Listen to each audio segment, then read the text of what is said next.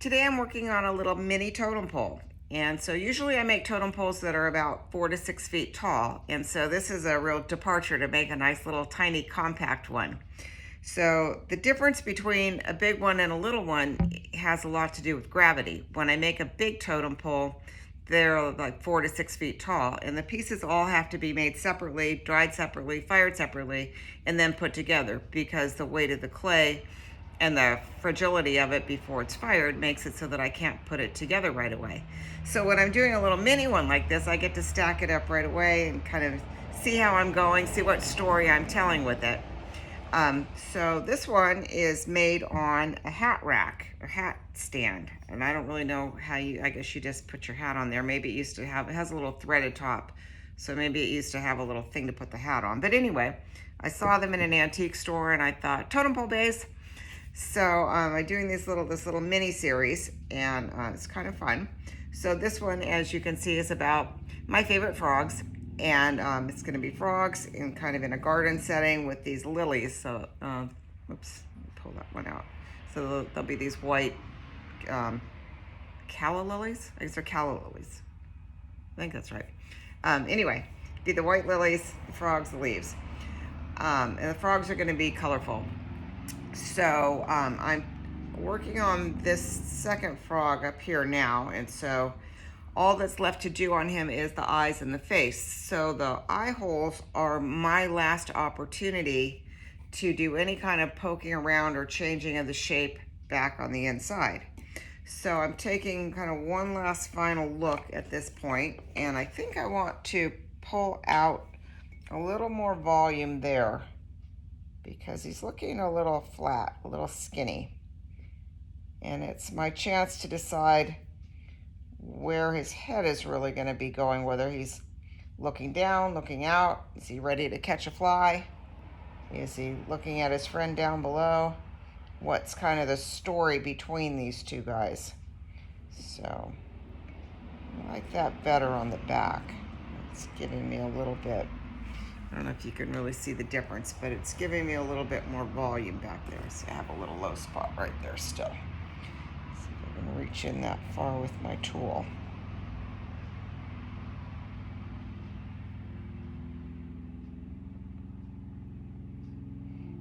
It's hard to know just where the end of the tool is. Okay, so I think he's looking pretty good. So now I have to look at him and look at his neighbor and decide whether I want him to really be looking down or out or up. I think I'm going to turn his head just a little bit so that he's looking a little bit more out at me, out at the viewer. Frogs, of course, in real life can't turn their heads, so I can't turn it too far because then it starts to not look real anymore, or as real as my frogs ever do. So I'm going to smooth out his face a little bit, and then I'm going to give him a little bit more lift, putting my, whoopsie, broke my lily. I'll be making a new calla lily. That happens. Giving him a little bit more lift in his eye sockets so that the top of his head's just a little bit taller. There we go. Yeah, I like that. And if you can really get a good view of him coming right out at you. Okay, so now I'm going to make a couple of eyes to put in there. I'm trying to shift her on this way so you can see. So the trick is always to get two eyes that are the same size. So I'm going to start with one like that.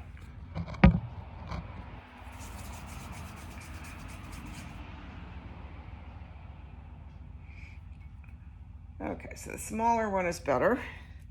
So take a little clay off of this one, pop it in there.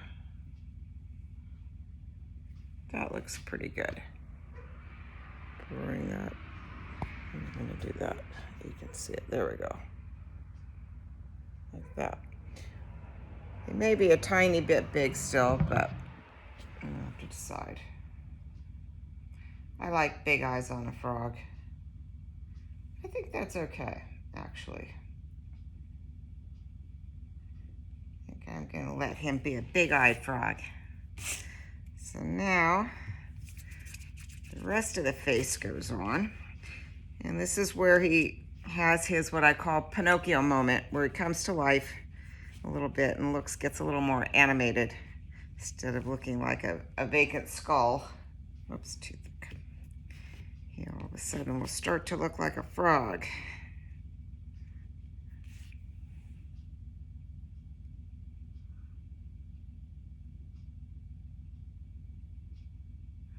So the bottom lip goes on.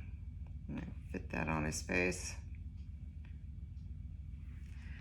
And then the top lip will go on.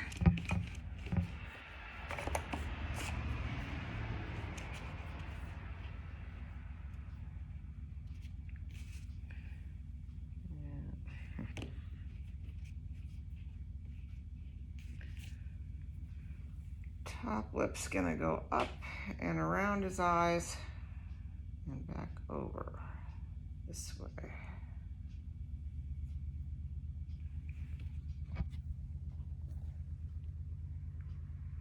So now he's starting to get his lips and his eyes. So I'll smooth that in. And I always start with the bottom lip first. Get under his eye to give him an eye socket. And work my way around.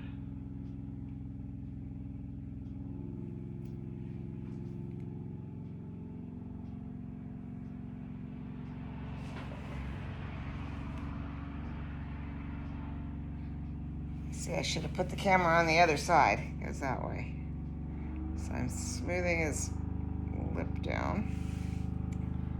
And then I'll start in the middle of the front and do the same thing.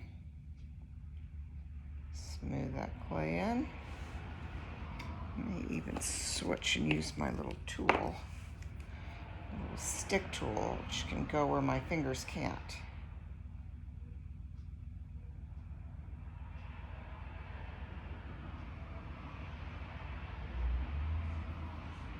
So I'll continue to smooth that in and make it into his face. Get his face set, and then the last two pieces.